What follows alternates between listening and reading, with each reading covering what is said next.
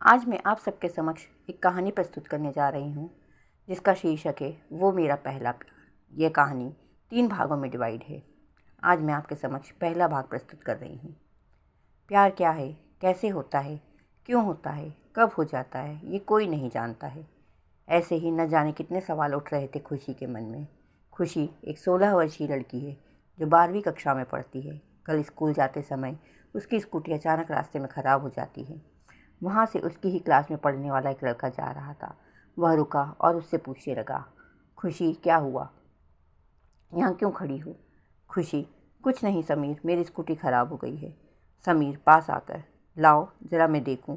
और फिर 2-3 बार self start का बटन और पैडल से स्टार्ट करके देखने पर स्कूटी स्टार्ट हो जाती है। खुशी, थैंक यू समीर। समीर, नहीं नहीं खुशी, इसमें थैंक यू की क्या बात है। इसके बाद दोनों स्कूल चले जाते हैं। स्कूल में आज बार बार खुशी का ध्यान समीर की तरफ चला जाता है और समीर का खुशी की तरफ। यह मनुष्य का स्वभाव है कि यदि कोई उसकी हेल्प कर दे या उसे 2 शब्द प्यार से बोल दे तो बार बार उसके मन में या दिमाग में उसी के ख्याल आने लगते हैं। और इस समय तो खुशी अपनी उम्र के उस मोड़ पर खड़ी थी जहाँ पर कोई भी जरा सी मदद करे या थोड़ा सा भी मुस्कुरा दे तो मन उसी की याद में खो जाता है। आज खुशी और समीर दोनों का ही मन पढ़ाई में नहीं लगा। बार बार दोनों एक दूसरे को ही देख रहे थे। घर पर आने के बाद आज खुशी के मन में अलग अलग ख्याल आ रहे थे। उसका मन जैसे उसके बस में ही नहीं था। बार बार वह अपने आप को आईने में निहार रही थी। बस वह यही चाह रही थी कि जल्दी से शाम हो, फिर रात भी कट जाए और दूसरे दिन वह स्कूल जाए। किसी तरह से वह शाम और रात कटती है और दूसरे दिन जल्दी उठकर खुशी समय पर तैयार होकर अपनी स्कूटी से स्कूल जाती है। उसके मन में बार बार यही ख्याल आता है कि काश आज फिर से उसकी स्कूटी ख़राब हो जाए और फिर से समीर उसको मिल जाए। यही सोचते हुए वह स्कूल पहुंच जाती है और उसकी निगाहें समीर को ही ढूंढती है। लेकिन क्लास में जाने की घंटी भी तब लग जाती है और समीर नहीं आता है तो खुशी का मन उदास हो जाता है और वह बेचैन हो जाती है। उसके मन में अनेकों सवाल उठने लगते हैं। समीर क्यों नहीं आया? कहीं वह बीमार तो नहीं, कहीं उसे बुरा तो नहीं लग गया जो कल मैं उसको ऐसे देखे जा रही थी। और भी न जाने क्या क्या खुशी के मन में चलता रहा। आज का दिन तो उसे कल से भी अधिक भारी लग रहा था। दिन काटे नहीं कट रहा था और पढ़ाई में भी मन नहीं लग रहा था। अर्पिता, खुशी की सहेली।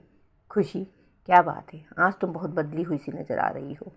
खुशी अनमनी सी, नहीं नहीं कुछ भी तो नहीं। अर्पिता, नहीं यार, मैं सुबह से देख रही हूँ, तुम बार बार क्लासरूम के दरवाजे की तरफ देखती हो जैसे कि कोई आने वाला हो। खुशी, नहीं तो ऐसा कुछ नहीं है। तुझे ऐसा क्यों लग रहा है मुझे नहीं पता, खुशी ने थोड़ा संभलते हुए कहा। अर्पिता थोड़ी सी रूठते हुए, ठीक है, मुझे क्या करना है, तेरी मर्जी। खुशी, क्यों गुस्सा दिखा रही हो, मैंने कहा ना ऐसा कुछ नहीं है। खुशी मन में सोचती है कि अभी मैं अपने मन की बात किसी को नहीं कहूँगी।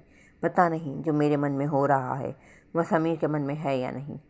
उसके बाद क्लास में एक एक करके सभी विषय के टीचर आकर अपना पाठ पढ़ाते हैं। लेकिन आज खुशी का मन किसी भी चीज़ में नहीं लग रहा है। 2 बजे छुट्टी होती है, सारे बच्चे घर जाने लगते हैं। खुशी भी अपनी स्कूटी से घर जाने के लिए स्कूल से बाहर निकलती है। तभी उसकी नज़र समीर पर पड़ती है जो स्कूल के बाहर कलर ड्रेस में खड़ा है। खुशी उसको देखकर बहुत खुश होती है और चोर निगाहों से उसको देखती है। समीर को देखकर खुशी के मन में अनेक सवाल उठ रहे हैं। वह स्कूल क्यों नहीं आया? और अगर स्कूल नहीं आया तो अब यहाँ क्यों खड़ा है? क्या वह उसके लिए ही आया है या फिर वह किसी और के लिए आया है? क्या कोई दूसरी लड़की है जो समीर को अच्छी लगती है? इसी कश्मकश में वह बहुत धीरे धीरे स्कूटी स्कूल से निकालती है। तभी उसके कानों में समीर की आवाज़ पड़ती है जो अपने दोस्त से कह रहा था, विशाल, कल मैं स्कूल आऊँगा, आज माँ की तबीयत ठीक नहीं थी इसलिए मैं नहीं आया। विशाल, ठीक है समीर।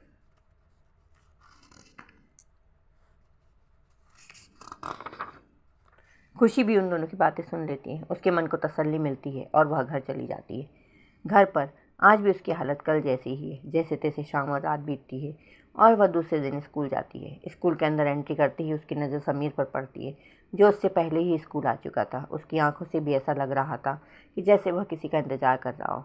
खुशी उसको देखकर बहुत खुश होती है। समीर खुशी से, गुड मॉर्निंग खुशी। खुशी उत्तर देती है, गुड मॉर्निंग। और फिर दोनों एक साथ क्लास में जाकर अपनी अपनी सीट पर बैग रखते हैं।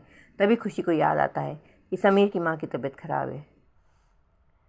अब तुम्हारी माँ की तबीयत कैसी है? खुशी समीर से पूछती है। समीर आश्चर्य से, तुम्हें कैसे पता? खुशी कहती है, कल मैंने तुम्हारी और विशाल की बातें सुन ली थी। अच्छा, हाँ, माँ अब ठीक है। कल थोड़ा सा फीवर था। खुशी, और तुम्हारे घर में कौन कौन है? समीर, बस मैं, मेरा छोटा भाई और माँ। पापा की कार एक्सीडेंट में 3 साल पहले ही मृत्यु हो गई थी। खुशी, आई एम सॉरी। समीर, तब से माँ ही जॉब करती है और हमें पढ़ाती है। अब मैं भी सोच रहा हूँ कि इंटर के बाद मैं भी जॉब करने लग जाऊँ। तभी बेल लग जाती है, सारे बच्चे क्लास में आ जाते हैं और टीचर भी। खुशी मन ही मन सोचती है कि समीर के ख्यालात कितने अच्छे हैं। इसी तरह कई दिन बीत जाते हैं, एक दूसरे को ऐसे ही देखते हुए। दोनों को ही अपने मन में लगता है कि उनको कुछ हो गया है। एक दिन खुशी मन में सोच कर आती है कि आज वह समीर से सब कुछ कह देगी और उसके मन में क्या, उसके लिए क्या है। यही सोचकर खुशी स्कूल आती है। समीर आज स्कूल कलर ड्रेस में आया है। आज उसका जन्मदिन है। खुशी को तो यह बात पता ही नहीं थी।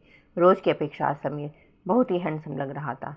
खुशी की खुशी का ठिकाना ही नहीं था। वह सोचने लगी, कितना अच्छा दिन है, मैंने आज ही सोचा था कि मैं अपने मन की बात समीर से कह दूंगी। खुशी इधर उधर देखती है। उसे याद आता है कि स्कूल में बहुत सारे पेड़ पौधे हैं, जिसमें गुलाब भी है। वह जल्दी से बहुत सुंदर सा फूल लेकर आती है और मौका पाकर अपने घुटने के बल पर बैठकर आंखें बंद करके समीर से अपने दिल की बात कहती है। फूल गुलाब का लाई हूँ तुम्हारे लिए, फूल गुलाब का लाई हूँ तुम्हारे लिए, तोहफ़ा ये बाग से लाई हूँ तुम्हारे लिए। कबूल करो या ठुकराओ, कबूल करो या ठुकराओ, अब ये दिल लाई हूँ तुम्हारे लिए। समीर की खुशी का ठिकाना ही नहीं रहता है। वह खुशी के हाथ से फूल लेता है और उसकी बाँह पकड़कर उसे उठाता है। खुशी समीर की छुअन पाकर सिहर उठती है और उसकी आंखें खुल जाती है। वह देखती है कि उसके सामने समीर खड़ा है और मुस्कुरा रहा है। वह समीर की आंखों में देखती है, उनमें उसे अपने लिए प्यार नजर आता है। वह कहती है, Sameer I love you. Sameer खुश होकर आई लव यू टू खुशी। उस दिन के बाद से उन दोनों में बहुत सी बातें होती हैं। दोनों एक दूसरे के साथ बहुत सारा समय बिताते हैं, लेकिन इन सब के साथ साथ समीर अपनी परिस्थितियां भी जानता था कि उसके पापा नहीं हैं। उसकी मम्मी ने बहुत मुश्किलों का सामना करके उसे पढ़ाया लिखाया है, इसलिए वह ऐसा कोई काम नहीं करना चाहता था जिससे उसकी माँ का दिल दुखे। वो खुशी से कहता है कि खुशी, तुम जानती हो कि मैं तुमसे बहुत प्यार करता हूँ, लेकिन तुम्हारे साथ साथ मैं अपनी माँ और भाई से भी बहुत प्यार करता हूँ। खुशी, हाँ जानती हूँ। वह सोचने लगती है कि आज समीर ऐसा क्यों कह रहा है। समीर, मेरे कहने का मतलब यह है खुशी कि हमें अपनी पढ़ाई पर फोकस करना चाहिए, क्योंकि मेरे लिए पास होना ही नहीं, अच्छे नंबरों से पास होना बहुत ही ज़्यादा ज़रूरी, ताकि मैं अपनी माँ का हाथ बटा सकूँ। खुशी, हाँ समीर, तुम सही कह रहे हो। मेरे पापा मम्मी भी मुझसे बहुत उम्मीद लगाए हैं कि मैं भी अच्छे नंबरों से पास होंगी। उसके बाद वे दोनों अपना पूरा ध्यान पढ़ाई पर लगाते हैं और दोनों बहुत ही अच्छे अंकों से उत्तीर्ण होते हैं। समीर खुशी से, आज मैं बहुत खुश हूँ। खुशी, तुमने मेरी बात समझी और हम दोनों ने अपना ध्यान पढ़ाई में लगाया। आज मेरी माँ और तुम्हारे मम्मी पापा बहुत खुश होंगे।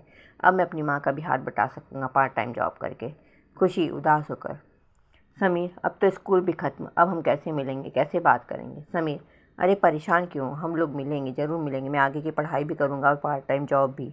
खुशी, तो फिर हम दोनों एक ही कॉलेज में एडमिशन लेंगे। समीर, हाँ, लेकिन मैं कभी कभी कॉलेज आया करूँगा और कोचिंग करूँगा, तो हम कोचिंग में मिलेंगे, लेकिन तब भी हमारा पहला मोटिव पढ़ाई ही होगा। खुशी, मैं अपनी माँ को बहुत खुश देखना चाहता हूँ।